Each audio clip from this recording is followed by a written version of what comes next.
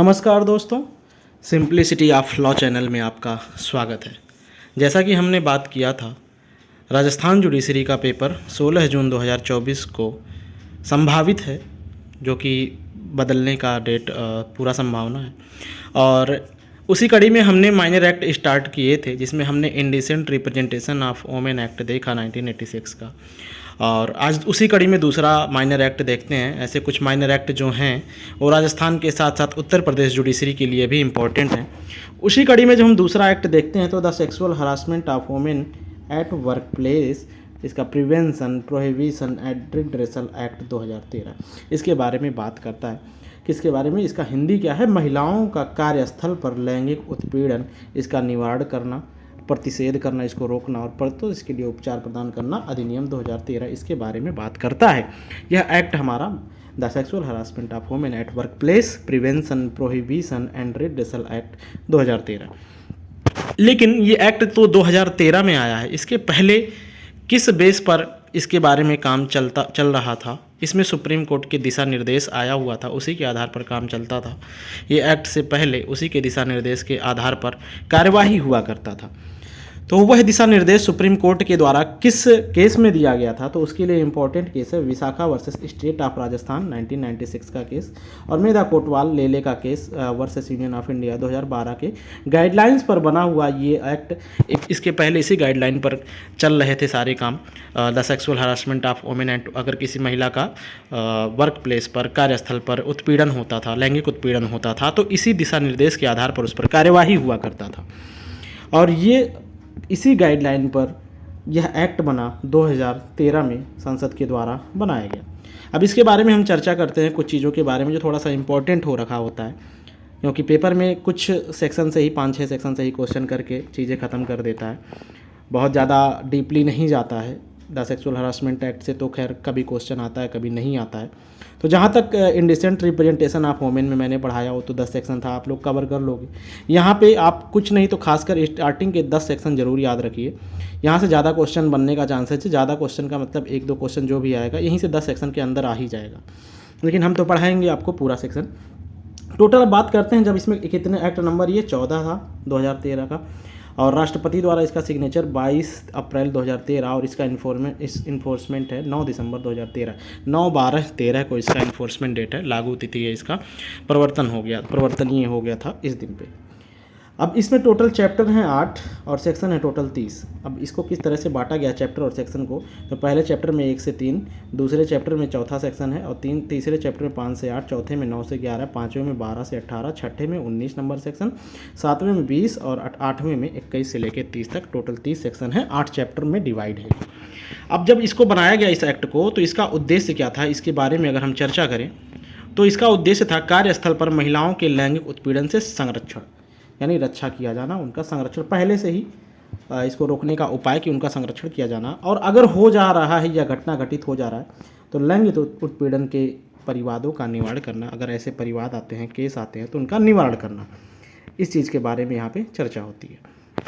इस एक्ट का उद्देश्य यही है, कार्यस्थल पर महिलाओं के लैंगिक उत्पीड़न से संरक्षण, यानी उनका रक्षा किया जाए, पहले से ही प्रतिषेध किया जाए। और दूसरा कहता है अगर हो जाता है, परिवाद होता है अगर, तो उसका निवारण किया जाए, उपचार किया जाए। इसके बारे में ये एक्ट बना है इसी उद्देश्य के लिए। तो अब बात आता है कि पहला सेक्शन क्या कहता है। पहला सेक्शन तो सिंपली आप लोग यही जानिए कि इसका नाम क्या है एक्ट का। तो मैंने जैसा कि बताया, the sexual harassment of women at work place redressal prevention prohibition and redressal act 2013 कब लागू हुआ? तो मैंने बताया 9 दिसंबर 2013 के दिन पे ये लागू हो गया है। और कितने टोटल सेक्शन है? 30। अब पूरे भारत पर यह लागू है, जैसा कि आप लोग जानते होंगे 31 अक्टूबर 2019 से जम्मू कश्मीर के साथ साथ पूरे भारत पर लागू हो गया।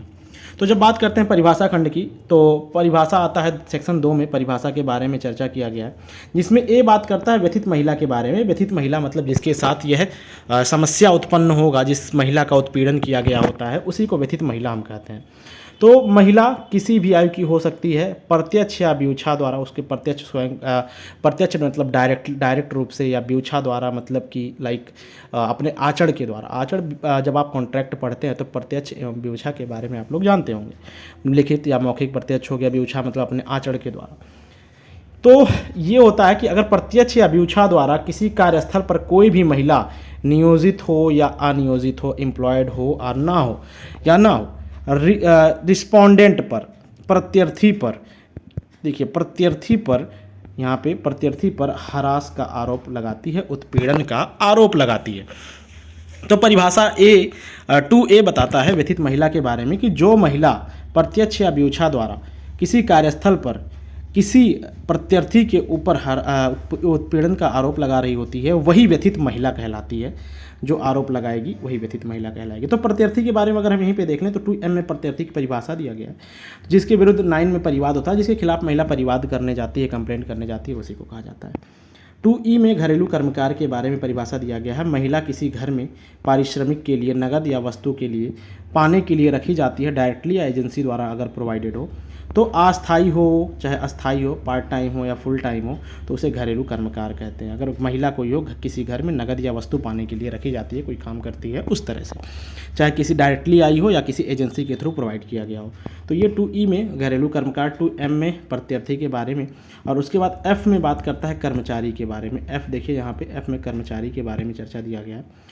और यहाँ पे G में नियोजक, एम्प्लॉयर के बारे में, कर्मचारी में जो काम करते हैं वहाँ पे, नियोजक जो वहाँ का एम्प्लॉयर होता है, जो सबको हायर करता है, वहाँ पे रखता है लाइक जॉब के लिए।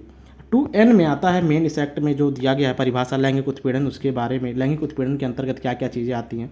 शारीरिक संपर्क या फ़ायदा उठाना, ये आता है इसके अंतर्गत। लैंगिक पक्षपात की मांग या अनुरोध करना, किसी भी तरह से किसी महिला से लैंगिक पक्षपात की मांग करना किसी चीज़ के बारे में। लैंगिक अर्थ वाली टिप्पणियाँ करना, उसके ऊपर भद्दे कमेंट्स करना, अश्लील साहित्य दिखाना, कोई वीडियोज़ वगैरह या कुछ ऐसे। और या 5वां, लैंगिक प्रकृति का कोई अन्य निंदनीय शारीरिक या गैर शाब्दिक आचरण करना, बिना शब्द के। गैर शाब्दिक मतलब जो शारीरिक हो या कुछ ऐसा आचरण हो जो बिना शब्द के हो, ऐसा आचरण अगर किसी व्यक्ति द्वारा किया जा रहा है तो कहलाएगा कि वह लैंगिक उत्पीड़न कर रहा है, और उसे इस एक्ट के थ्रू गवर्न किया जाएगा। 2O में कार्यस्थल की परिभाषा दी गई है कि कार्यस्थल के अंतर्गत कौन कौन आता है।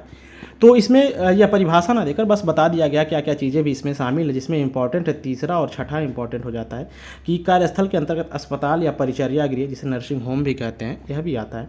और कोई निवास गृह या घर जो है, कोई निवास गृह जिसमें कोई निवास कर रहा है या कोई सिंपल घर है वो जो निवास नहीं भी कर रहा है, तो उसके अंतर्गत कार्यस्थल के अंतर्गत आता है।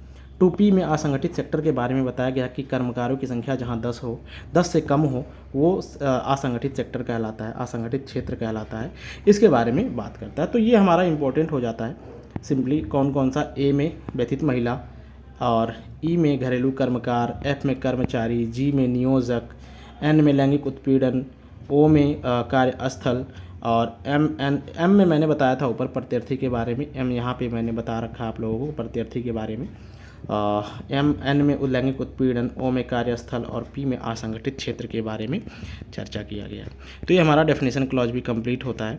अब इसके आगे हम बढ़ते हैं लाइक अदर सेक्शन पे, 3 से आगे बढ़ते हैं। तो इधर जब देखते हैं धारा 3, तो लैंगिक उत्पीड़न से निवारण के बारे में प्रोविज़न कहाँ पे दिया गया है? तो धारा 3 में दिया गया है कि किसी भी महिला का किसी कार्यस्थल पर लैंगिक उत्पीड़न नहीं किया जाएगा। ये प्रतिषेध करता है धारा 3 लैंगिक उत्पीड़न के लिए। और किन किन परिस्थितियों में ये किया जाता है, परिस्थितियाँ क्या क्या हो सकती हैं, कैसी परिस्थितियाँ उत्पन्न हो सकती हैं ऐसे लैंगिक उत्पीड़न के दौरान, उसके बारे में दिया गया है दूसरे क्लॉज में कि अधिमानी व्यवहार का वचन देना, प्रेफरेंस देना उसको कि हम तुमको प्रेफरेंस देंगे। लाइक अगर वो महिला है, जॉब वाला जो है एम्प्लॉयर है या कोई भी है, अगर उसमें कहता है कि आपको प्रेफरेंस देंगे, बॉस है जैसे, उस टाइप का। नियोजन में अहितकर व्यवहार की धमकी देना कि आपके जॉब में आपके साथ गलत व्यवहार किया जाएगा। या फिर तीसरा कहता है वर्तमान या भावी नियोजन की धमकी देना, वर्तमान में आपको जॉब देने या भविष्य में जॉब देने या हटाने की धमकी देता है। आपके कार्य में हस्तक्षेप करना या आपराधिक या शत्रुतापूर्ण कार्य का वातावरण सृजित करना, मतलब कि आके वो आपके साथ गलत तरीके से व्यवहार करता है, आपराधिक या शत्रुतापूर्ण व्यवहार करता है, बार बार हस्तक्षेप करता है आपके काम में, बॉस हो सकता है। और 5वां कहता है स्वास्थ्य व सुरक्षा को प्रभावित करना या अपमानजनक आचरण रखना, ऐसा आचरण रखना कि या उस महिला का स्वास्थ्य या सुरक्षा खतरे में आ जाए या फिर अपमानजनक उसके लिए हो। तो ऐसा आचरण अगर कोई करता है तो लैंगिक उत्पीड़न के अंतर्गत उसकी परिस्थितियां मानी जाएंगी और उसके ऊपर फिर इसके आधार पर केस किया जा सकता है। अब ये आता है धारा 4 में आंतरिक परिवाद समिति के बारे में दिया गया। आंतरिक परिवाद समिति से एक क्वेश्चन बना हुआ था राजस्थान जुडिशरी में कि आंतरिक परिवाद समिति में कितनी महिलाएं हो सकती हैं। तो इसके लिए आंसर मैं अभी बताता हूं आपको। तो इसमें आंतरिक परिवाद समिति का गठन कहाँ होता है? कार्यस्थल पर प्रत्येक नियोजक लिखित आदेश द्वारा समिति गठित करेगा। मतलब वहाँ का नियोजक जो है एम्प्लॉयर है वो हर कार्यस्थल पर एक आंतरिक परिवाद समिति का गठन करेगा लिखित आदेश के द्वारा। अगर कई कई ब्रांच है उसके तो सब जगह पे गठित करेगा इस आंतरिक परिवाद समिति का। दूसरा कहता है कि निम्न सदस्यों से मिलकर बनेगा। नियोजक द्वारा कुछ सदस्यों को नियुक्त किया जाएगा इसमें, जिसमें से पीठासीन कौन होगी, वरिष्ठ स्तर की नियोजित महिला। उस कंपनी में वहाँ पे जो भी महिला सबसे वरिष्ठ पद पे काम कर रही होगी वह पीठासीन हो जाएगी, इंचार्ज हो जाएंगे। और यहाँ पे मैंने ब्रैकेट में लिख दिया आधी सदस्य महिला होनी चाहिए, यानी आंतरिक परिवाद समिति में आधी सदस्य जो होनी चाहिए महिला होनी चाहिए। इनका कार्यकाल तीसरे क्लॉज में दिया गया है कि नाम निर्देशन, जिस दिन इनका नाम निर्देशित किया जाता है उसके डेट से अधिकतम 3 वर्ष के लिए हो सकता है। तो मैंने मैक्सिमम यहाँ पे नोट डाउन कर दिया है, मैक्सिमम 3 वर्ष के लिए होता है। 5वें क्लॉज में है सदस्यों या पीठासीन को हटाया जाना। तो कैसे हटाया जा सकता है, अगर कोई सदस्य आंतरिक परिवाद समिति का तो उसको कैसे हटाया जा सकता है, इसके बारे में 5वें क्लॉज में दिया गया है। तो ए में बात करता है धारा 16 का उल्लंघन कर रहा हो, ये कंप्लेंट की कार्यवाही को अगर सार्वजनिक कर दे कि जो कंप्लेंट हुआ कि किसके खिलाफ हुआ, कौन महिला की है, उनका नाम सार्वजनिक कर दिया जाए या कार्यवाही को सार्वजनिक कर दिया जाए, पूरे पब्लिक में बता देता है वो सदस्य, तो उसे हटाने का ग्राउंड है। बी कहता है कन्विक्शन, किसी अपराध के लिए वो दोष सिद्ध हो खुद ही या किसी विधि के अधीन अभी उसके खिलाफ जांच लंबित है तो उसको सदस्य से हटाया जा सकता है। सी कहता है अनुशासनिक कार्यवाहियों में दोषी पाया जाता है या जांच लंबित है तो उसे हटाया जा सकता है। और डी कहता है अपने पोजीशन का दुरुपयोग करता है, मिसयूज कर रहा होता है, तो फिर उसे सदस्य के पद से हटाया जा सकता है। तो ये हो जाता है। अब इसके बाद 5वां सेक्शन आता है। चौथा सेक्शन में हमारा हो गया, हमने देखा कि आंतरिक परिवाद समिति के बारे में चर्चा किया गया है। और 5वें सेक्शन में हमारा आता है जिला अधिकारी की अधिसूचना। जिला अधिकारी की, यहाँ जिला अधिकारी और डीएम डिस्ट्रिक्ट मजिस्ट्रेट नहीं होता। डीएम को देखिए यहाँ पे समुचित अधिकारी कौन, समुचित सरकार अधिसूचित करती है। समुचित सरकार का मतलब केंद्र स्तर पर केंद्र सरकार, राज्य स्तर पर राज्य सरकार। जिला अधिकारी के रूप में नियुक्त करेगी, किसे नियुक्त कर सकती है, डिस्ट्रिक्ट ऑफिसर इसे कहा जाता है। जिला मजिस्ट्रेट डीएम को, अपर डिस्ट्रिक्ट मजिस्ट्रेट को कलेक्टर या उप कलेक्टर, जो इनमें से कोई भी व्यक्ति को डिस्ट्रिक्ट ऑफिसर के पद के रूप में इस एक्ट की शक्तियों का प्रयोग व कर्तव्य का निर्वहन करने के लिए नियुक्त किया जा सकता है कि इस एक्ट के कार्यवाहियों को करने के लिए जिला अधिकारी की अधिसूचना जारी की जाएगी कि जिला अधिकारी को नियुक्त किया जाता है। छठा बताता है स्थानीय समिति के गठन के बारे में। अब जहाँ पे केस खुद एम्प्लॉयर के खिलाफ हो, जबकि आंतरिक परिवाद समिति एम्प्लॉयर ही बना रहा था, जब केस परिवाद जो है एम्प्लॉयर के खिलाफ ही हो, या फिर जो असंगठित सेक्टर हो, असंगठित सेक्टर का डेफिनेशन मैंने बताया था, जहाँ 10 से कम कर्मकार हों तो वहाँ पे उस सेक्टर को असंगठित सेक्टर कहते हैं। 2P में इसकी डेफिनेशन दी गई है। तो इसके बारे में जब आता है कि अब जब एम्प्लॉयर के खिलाफ ही केस हो जाए और या फिर 10 से कम कर्मकार हो वहाँ पे, तो वहाँ पे स्थानीय समिति का गठन किया जाता है। जिला अधिकारी गठन करता है प्रत्येक जिले में। और जहाँ आंतरिक परिवाद समिति गठित नहीं की गई है वहाँ पे, जहाँ पे कर्मकार 10 से कम हो, वहाँ पे इसका नियुक्ति किया जाता है। और वहाँ लाइक जहाँ कंप्लेंट में स्वयं नियोजक के अगेंस्ट में केस आया हो, वहाँ परिवाद स्थानीय समिति ग्रहण करेगा। इसके बारे में आ जाता है सिंपली। इसके बाद धारा 7 बात करता है स्थानीय समिति की संरचना क्या होगी, जबकि हमने धारा 4 में ही आंतरिक परिवाद समिति का गठन और संरचना वगैरह सब कुछ देख लिया था, लेकिन स्थानीय समिति के बारे में अलग से दिया गया है। तो स्थानीय समिति की संरचना, कालावधि व अन्य निबंधन शर्त धारा 7 में दिया गया है। पहला कहता है क्लॉज, नाम निर्देशित कौन करेगा कि कौन कौन इस समिति का सदस्य रहेगा। जिला अधिकारी करता है, डिस्ट्रिक्ट ऑफिसर करता है, जो कि डीएम, एडीएम, कलेक्टर या उप कलेक्टर होता है, वही डीएम, वही डिस्ट्रिक्ट ऑफिसर बनता है उन्हीं में से कोई। और लेकिन इसमें पीठासीन इंपॉर्टेंट है कि पीठासीन जो होगी, इंचार्ज जो होगी, वो महिला होगी, कोई महिला इसकी इंचार्ज हो जाएगी।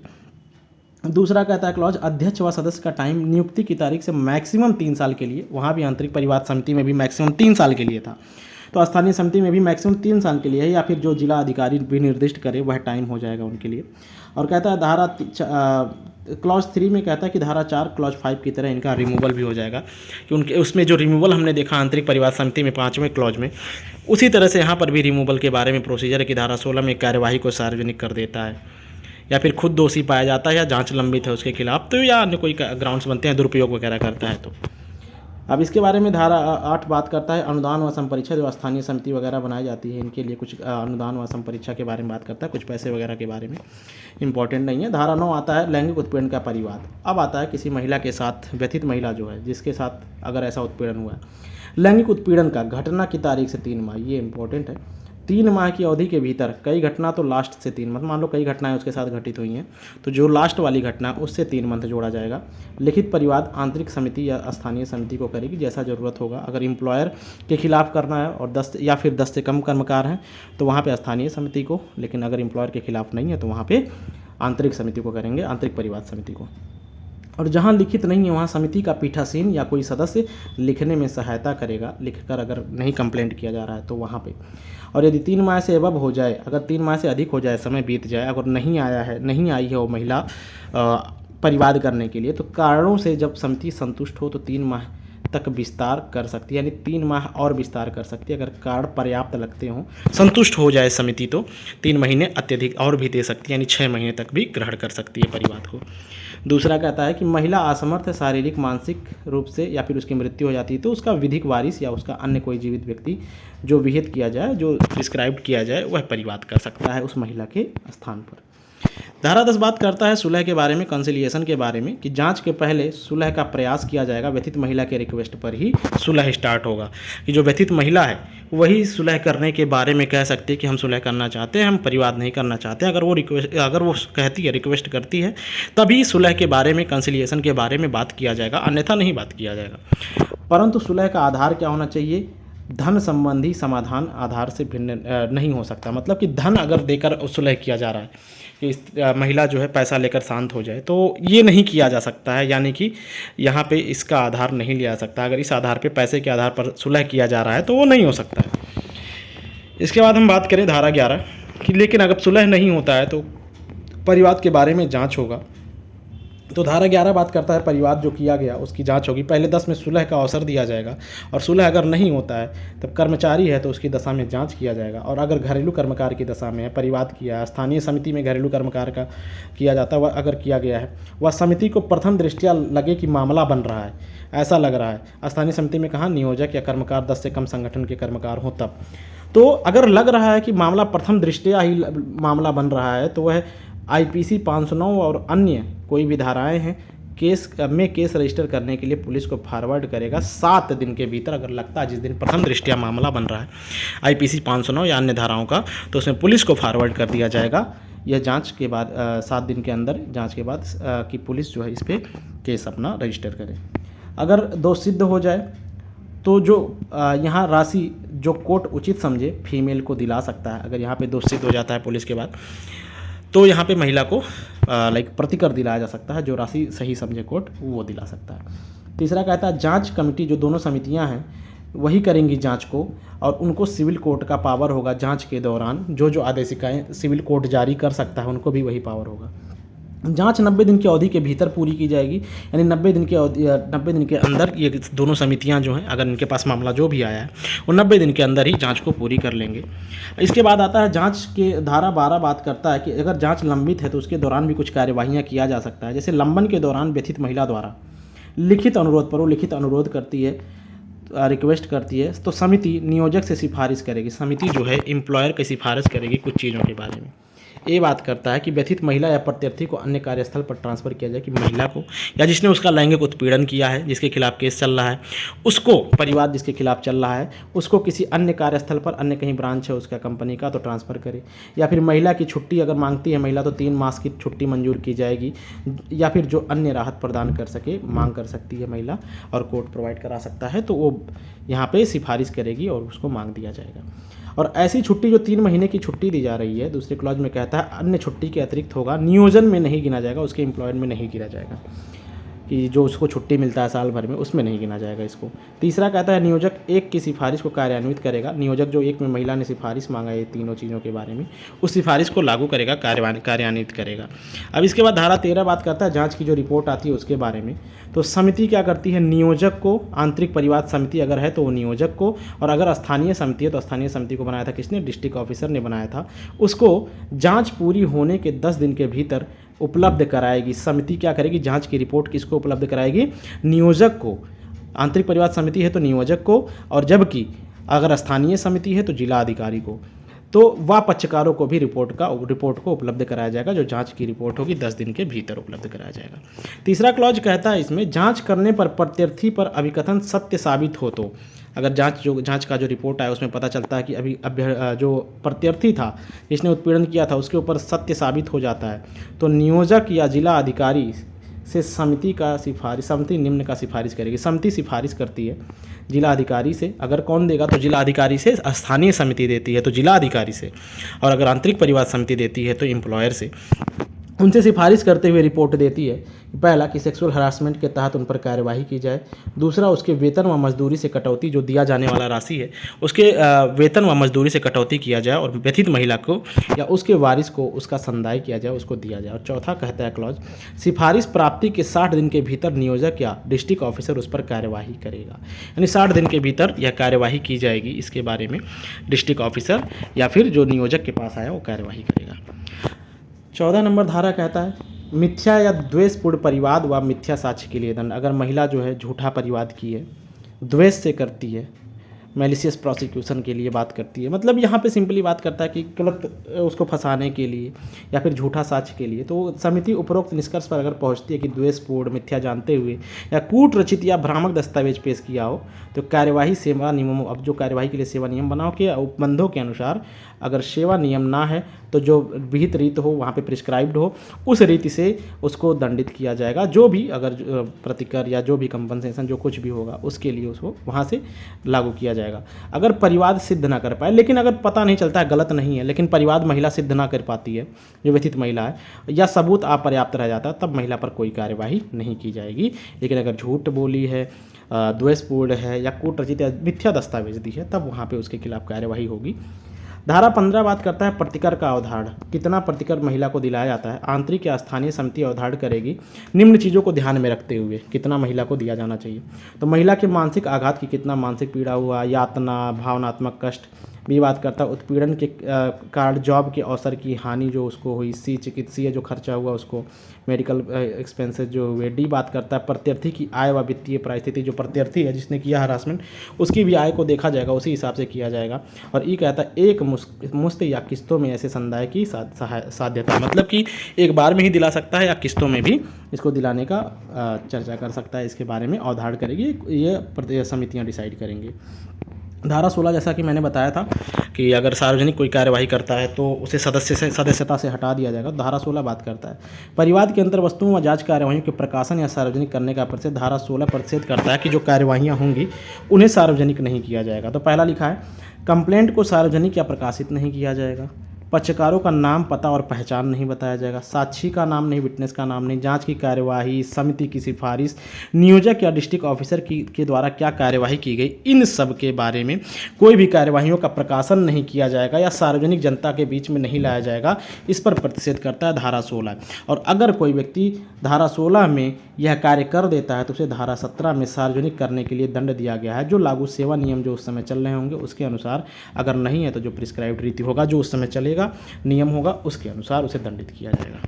धारा 18 बात करता है 18 से अपील के बारे में बात करता है। सेवा नियमों के अपील कैसे होगा, सेवा नियमों के अनुसार होता है। कोर्ट या ट्रिब्यूनल में अपील किया जाता है और 90 दिन के भीतर, जिस दिन सिफारिश के 90 दिन के भीतर, जिस दिन सिफारिश की बात की जाती है कि आपके ऊपर कार्यवाही किया जाए, उसके 90 दिन के भीतर कोर्ट या ट्रिब्यूनल में आपको अपील करना होता है। इसके बारे में बात करता है। अब इसके बाद धारा 19 आता है चैप्टर 6 में, नियोजक के क्या क्या कर्तव्य होते हैं कि रिपोर्ट वगैरह को सरकार को दिया करे, उन सब चीज़ों के बारे में। वो नियोजक के कर्तव्य हो जाते हैं जो आंतरिक परिवाद समिति देती है नियोजक को।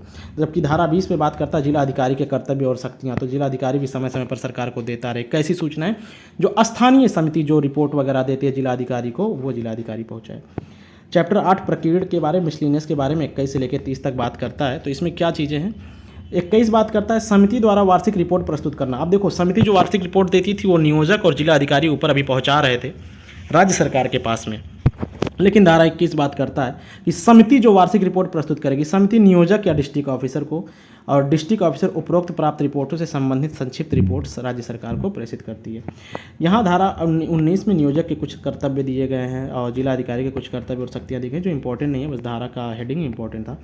और यहाँ पे धारा 21 में कहता है कि नियोजक जो समिति है वह जो स्थानीय समिति है तो डिस्ट्रिक्ट ऑफिसर को, और आंतरिक परिवाद समिति है तो नियोजक को वह प्रोवाइड करेगी रिपोर्ट साल भर में। और दूसरा कहता है और अगर डिस्ट्रिक्ट ऑफिसर है तो उपरोक्त प्राप्त रिपोर्ट से संबंधित संक्षिप्त रिपोर्ट राज्य सरकार को प्रेषित करता है। इसके बारे में बात करता है कि राज्य सरकार को, समिति डिस्ट्रिक्ट ऑफिसर को, डिस्ट्रिक्ट ऑफिसर किसको, राज्य सरकार को इसके बारे में सूचना देता रहेगा, रिपोर्ट देता रहेगा। धारा 23, 24, 25 सिंपली बात करता है समुचित सरकार से रिलेटेड है। तो समुचित सरकार के बारे में आइए देखते हैं। 23, 24, 25, 22 में नहीं कुछ देखना है। 23, 24, 25, 23 में समुचित सरकार द्वारा कार्यान्वयन की मॉनिटरिंग व डाटा रखना कि जो देख रेख होगा उसके द्वारा, सरकार के द्वारा, राज्य सरकार, केंद्र स्तर पर केंद्र सरकार, और उसका डाटा रखेगी कि क्या क्या कैसे कैसे किसके किसके खिलाफ केस हुआ, इन सब चीज़ों के बारे में डाटा रखेगी। धारा 24 बात करता है समुचित सरकार द्वारा एक्ट के प्रचार के लिए उपाय करना, कि महिलाओं को इस बारे में, इस एक्ट के बारे में पता चले, वहाँ पे सरकार अपना यूज कर सकती है। धारा 25 बात करता है, खैर थोड़ा सा हम लोग तेज चल रहे हैं क्योंकि बहुत ज़्यादा इंपॉर्टेंट है नहीं, मैंने बताया आप लोगों को जैसा धारा 10 तक इंपॉर्टेंट है उसके बाद चीज़ें कम इंपॉर्टेंट है। तो धारा 25 में सूचना मांगने व अभिलेखों का निरीक्षण करने की समुचित सरकार की शक्ति, जब मन करेगा सूचना लिखित आदेश द्वारा, देखो यहाँ पे लिखित आदेश द्वारा सूचना मांग सकता है, और किससे, नियोजक या डिस्ट्रिक्ट ऑफिसर से। और बी कहता है किसी अधिकारी को नियुक्त कर सकेगी रिपोर्ट प्रस्तुत करने के लिए, किसी अधिकारी को भी नियुक्त कर सकती है सरकार। धारा 26 बात करता है एक्ट के उपबंधों के पालन न करने के लिए शास्ति, अगर कोई 14, 17, 26 के लिए दंड है कि एक्ट का 14 और 17 और 26 में दंड दिया गया है, 17 में सार्वजनिक करने के लिए था, 14 में अगर महिला झूठा कार्यवाही कर देती है तो दंड था, और 26 में सिंपली बात करता है कि अगर इस एक्ट के उपबंधों का कोई प्रोविजंस का पालन नहीं करता है तो उसके लिए दंड है कि नियोजक अगर पालन नहीं कर पाता है तो वह मैक्सिमम 50,000 रुपये का उसके ऊपर फाइन लगाया जाएगा, और फिर से करता है तो प्रथम दंड का 2 गुना यानी 1 लाख रुपये इसके ऊपर फाइन लगाया जाएगा। धारा 27 बात करता है न्यायालय द्वारा अपराध का संज्ञान, न्यायालयों द्वारा अपराध का संज्ञान मतलब कोर्ट कब कॉग्निजेंस लेगा, कोर्ट केवल परिवाद पर संज्ञान लेगा। परिवाद कौन करेगा, दोनों समिति, व्यथित महिला या प्राधिकृत व्यक्ति, कोई और प्राधिकृत व्यक्ति हो तो उसके द्वारा कौन कर सकता है परिवाद, दोनों समिति, स्थानीय और आंतरिक परिवाद समिति, व्यथित महिला कर सकती है, या प्राधिकृत व्यक्ति द्वारा अगर परिवाद किया जाता है तो कोर्ट जो है उस पर संज्ञान लेता है। संज्ञान लेने का मतलब कोर्ट का ध्यान देना होता है। ट्रायल के बारे में दूसरा कौन कोर्ट करता है, तो मेट्रोपॉलिटन मजिस्ट्रेट करता है, या न्यायिक मजिस्ट्रेट प्रथम श्रेणी का, फर्स्ट क्लास जुडिशियल मजिस्ट्रेट, या फिर मेट्रोपॉलिटन मजिस्ट्रेट ही इस पर विचार करता है। उससे निम्न ना हो, मतलब उससे ऊपर हो सकता है लेकिन उससे नीचे का कोई भी मजिस्ट्रेट ना हो, तो मेट्रोपॉलिटन मजिस्ट्रेट, महानगर मजिस्ट्रेट, या फिर प्रथम वर्ग जुडिशियल मजिस्ट्रेट के बारे में बात करता है, वही कार्रवाई करेगा, उससे नीचे नहीं करेगा, उससे ऊपर वाले कर सकते हैं। और तीसरा कहता है इस एक्ट के अपराध असंज्ञेय होंगे, नॉन कॉग्निजेबल होंगे, ये चीज़ आप लोग ध्यान रखना। इसके बाद 28 बात करता है एक्ट का किसी अन्य विधि के अल्पीकरण में ना होना, कि मतलब यह किसी और विधि को अल्पीकरण नहीं करती है, रोकती नहीं है किसी भी चीज़ के लिए। अगर वहाँ पे कार्यवाही चल रही है तो यहाँ भी कार्यवाही चलेगी, दोनों कार्यवाहियाँ साथ में चलती रहेगी, किसी भी कार्यवाही को रोका ना जाएगा। ये लिखा अन्य विधि के अतिरिक्त होगा, ना कि अल्पीकरण में, दोनों में कार्यवाही हो तो साथ साथ में चलेंगी दोनों। धारा 29 बात करता है समुचित सरकार की नियम बनाने की शक्ति, तो कौन सरकार इसके संबंध में, इस एक्ट के संबंध में नियम बना सकता है, तो केंद्र सरकार इस एक्ट के संबंध में नियम बना सकती है। धारा 30 बात करता है कठिनाइयों को दूर करने की शक्ति, आरंभ में शुरुआत में जब ये एक्ट बना हुआ था तो इसके कठिनाइयों को दूर करने के लिए केंद्र सरकार 2 वर्ष के अंदर ऑर्डर जो करना चाहती है, अगर इसमें कठिनाइयाँ जो हैं उनको दूर करने के लिए जो ऑर्डर करना चाहती है वो ऑर्डर केंद्र सरकार कर सकती है इसकी कठिनाइयों को दूर करने के लिए। तो इस तरह हमारा ये एक्ट कंप्लीट होता है। इसमें थोड़ा सा आप लोग इंपॉर्टेंट है कि असंज्ञेय होगा, इस एक्ट में जो भी अपराध होते हैं वो असंज्ञेय हो जाएंगे। और कौन करेगा ट्रायल, मेट्रोपॉलिटन मजिस्ट्रेट या फिर फर्स्ट क्लास जुडिशियल मजिस्ट्रेट इसमें ट्रायल करता है। तो ये हो जाता है हमारा कंप्लीट सेक्सुअल हरासमेंट एक्ट के बारे में। और 10 सेक्शन स्टार्टिंग के ज़रूर याद रखना आप, इसका date, enforcement date, act number, और स्टार्टिंग के 10 सेक्शन बहुत इंपॉर्टेंट हो जाते हैं। और 12 नंबर भी देख लीजिएगा, थोड़ा सा जांच के बाद की कार्यवाहियों के बारे में, जांच होता है तब उस समय क्या क्या चीज़ें होती है, क्या क्या सिफारिश किया जाता है, उस सब चीज़ों के बारे में। तो यहाँ तक हमारा ये भी एक्ट कंप्लीट होता है। और ठीक है, अगले एक्ट के लिए जल्द ही मिलेंगे, 1-2 दिन में ही नया एक्ट हम डाल देंगे, और जल्द ही इसी अप्रैल में ही सारे एक्ट को कंप्लीट कर दिया जाएगा। और बने रहिए आप लोग हमारे साथ सिंप्लिसिटी ऑफ लॉ से जुड़े रहने के लिए। धन्यवाद, आपका दिन शुभ हो।